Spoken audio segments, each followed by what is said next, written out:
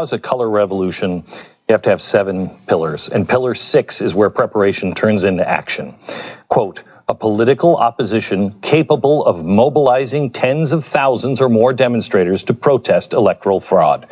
Do you remember how many people they put on the first day of the inauguration out on the street? The Democrats is that they are the political opposition. You need a network of fully trained and organized street soldiers to apply necessary bottom-up pressure for any of this to work. I am constantly amazed over all of the topics that I've covered over my career, that we are now looking at all of them coming into play. The more we research what's happening right now are all the things we warned about.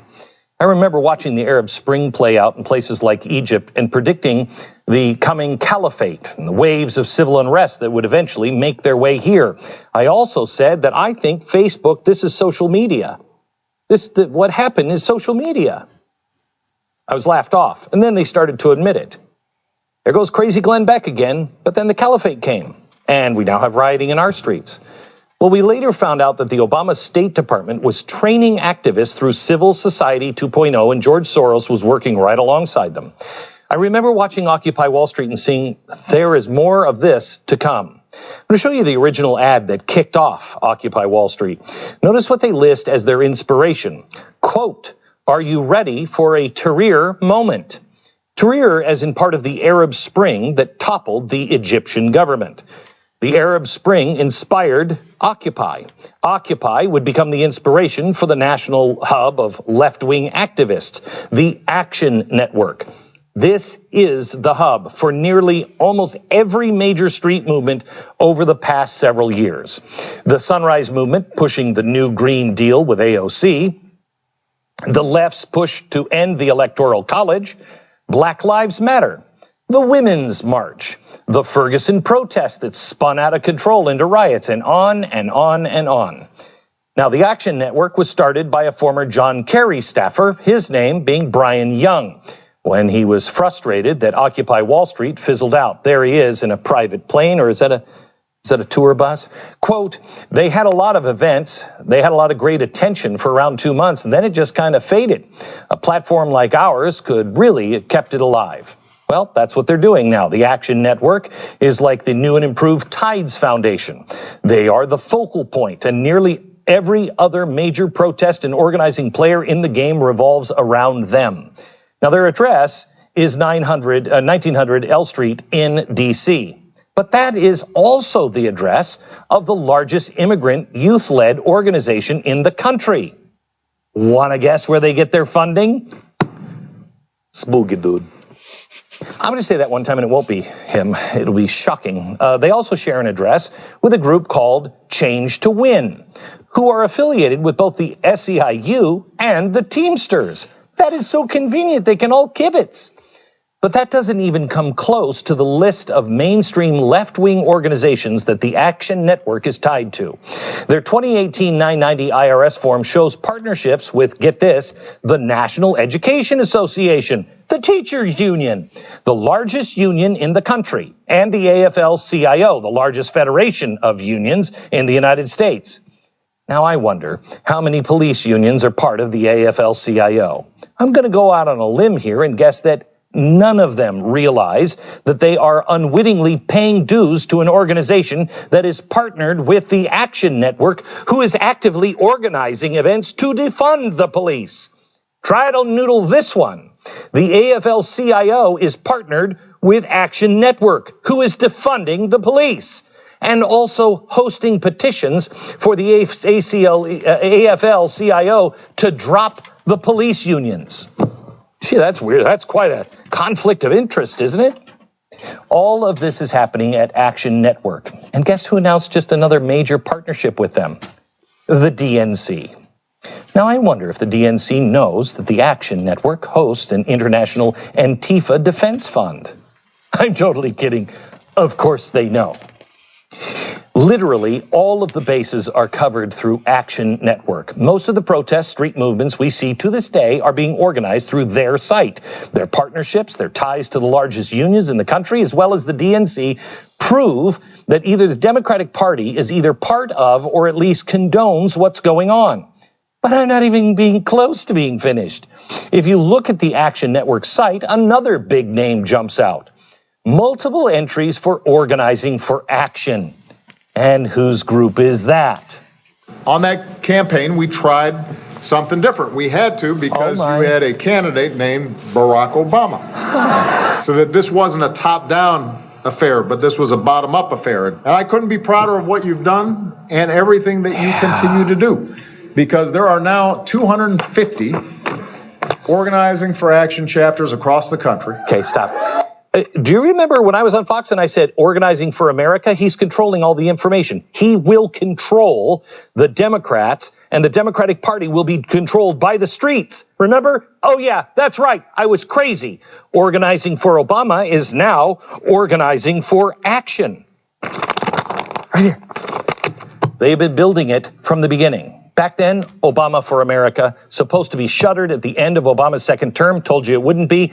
Guess who won the 2016 election and then turned everything upside down? Now it's Organizing for Action, relaunched, and their sites are targeted and have from day one directly on Donald Trump. Again, not a conspiracy theory. The media was reporting on this back in 2017.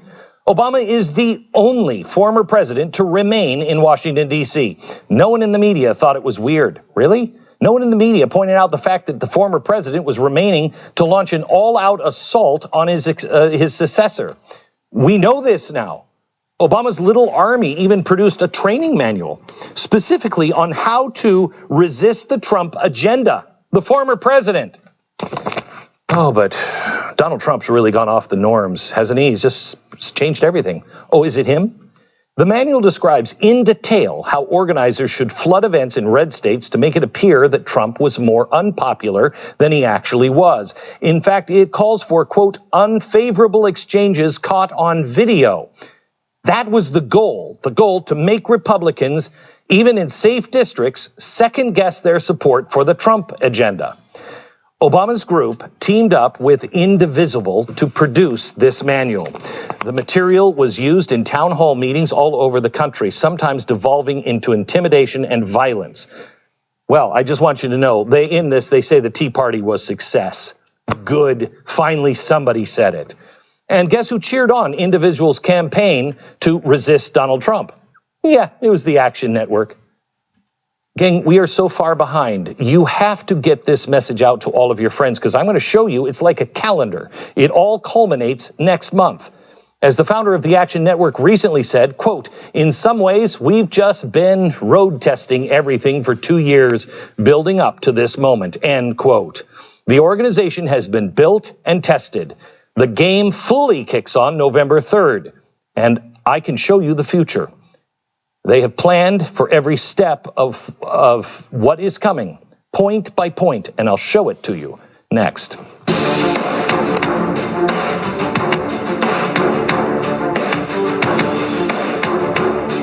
So Democrats and democratically funded Republicans at the Lincoln Project wargamed 4 possible scenarios. They're all available now. You can read them yourself. Game 1 is an ambiguous result on election night. Game 2, a clear Biden victory.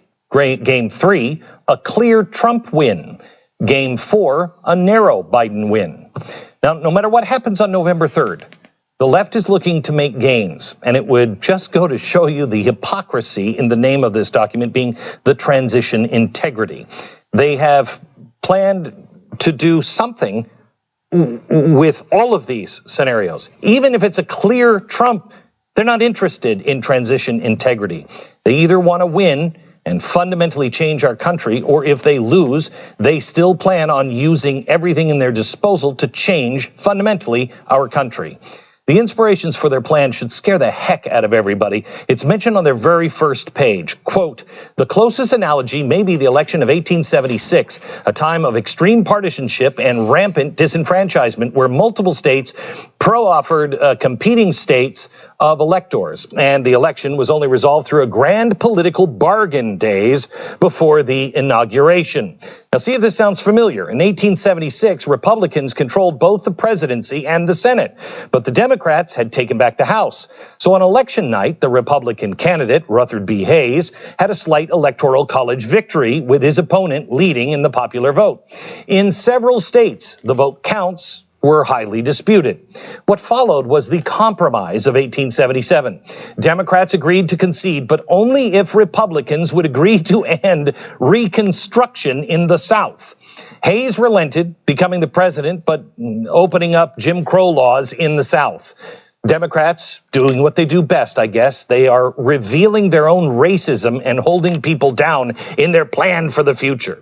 This is their inspiration.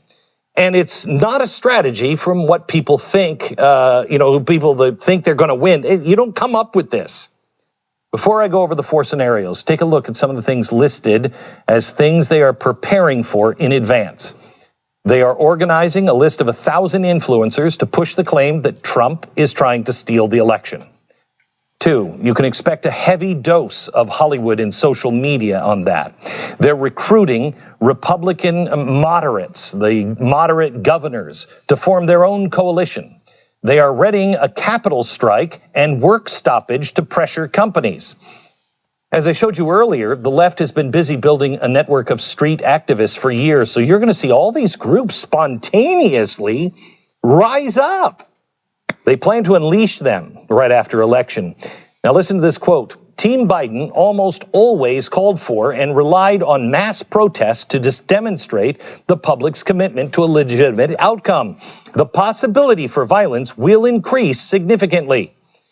The classic leftist playbook, but look how they plan on framing it. Quote, President Trump and his more fervent supporters have every incentive to try to turn peaceful pro-Biden or anti-Trump protests violent in order to generate evidence that a Democratic victory is tantamount to mob rule. Also, they expect violence, but when it goes down, they're going to blame Trump agitators. In what world is this even believable? Who's been responsible for the violence over the past few months? Are we actually supposed to believe that the Tea Party will go undercover in black bloc and start chucking Molotov cocktails? As ridiculous as this may sound, something like it, that's exactly the story that they outline and they will try to weave. The first war game resulted in an utter nightmare.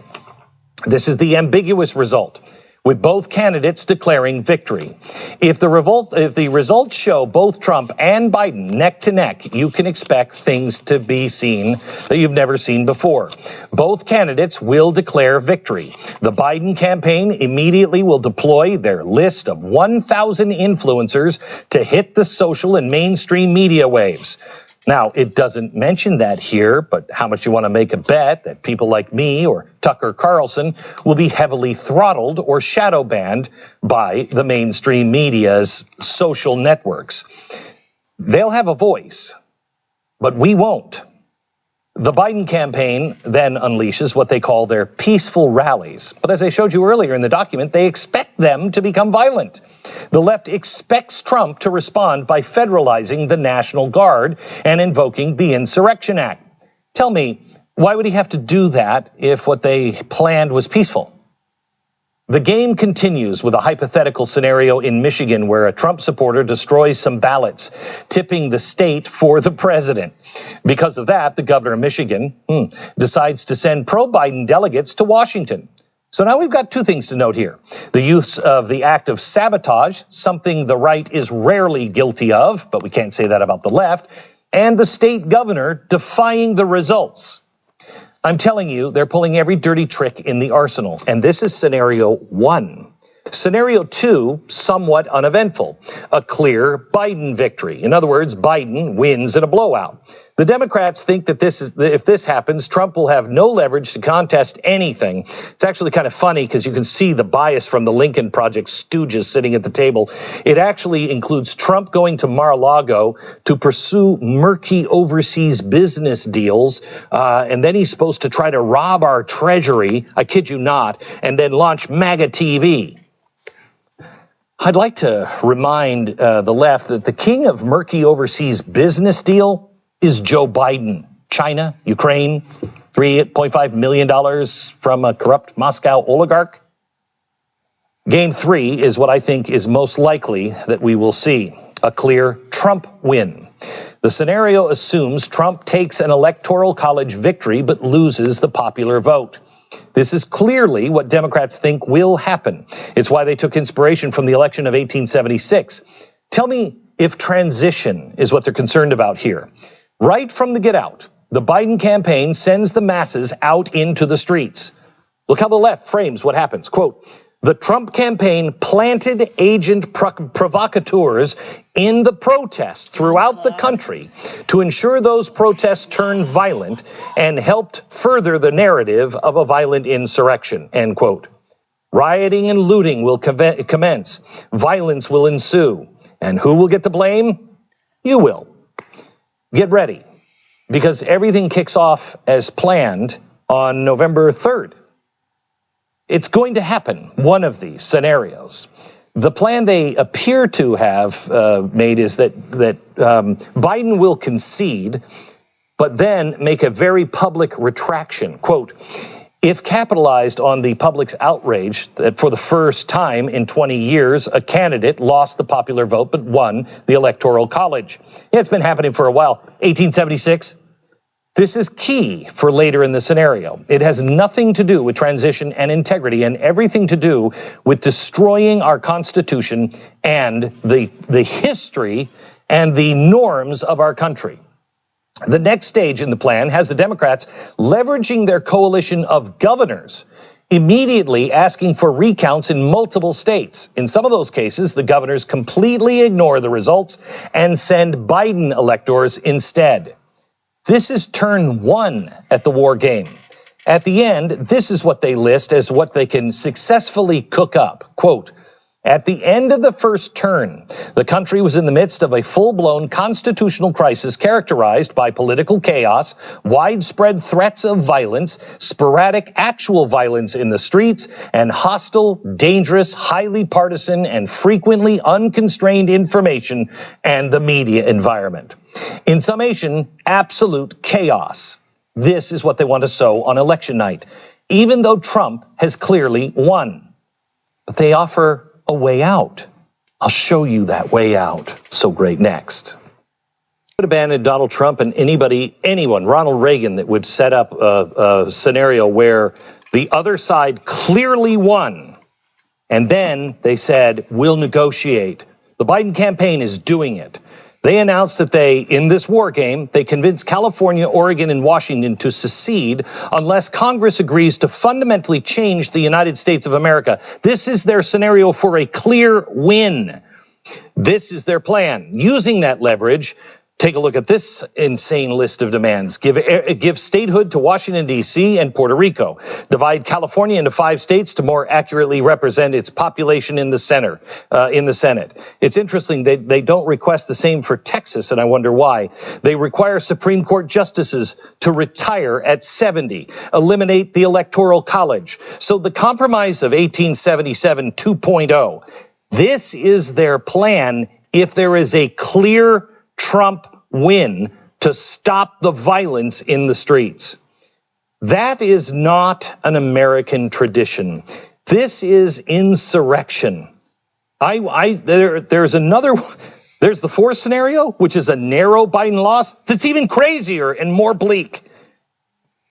All of them involve the military and the National Guard, and it's sad. It's really sad. And perhaps we get what we deserve. But we are a good and noble and peaceful people. We believe in the God of Abraham, Isaac, and Jacob. We've built this country on those principles. This is not to get you upset. I share this so you won't be surprised and you won't play into their hands. You can read this and you will watch it. You will watch it in real time. You will be able to tell your friends that don't know what's going on, watch, they're going to start saying this tomorrow. they're going to do this. Please go to the website and read these documents yourself.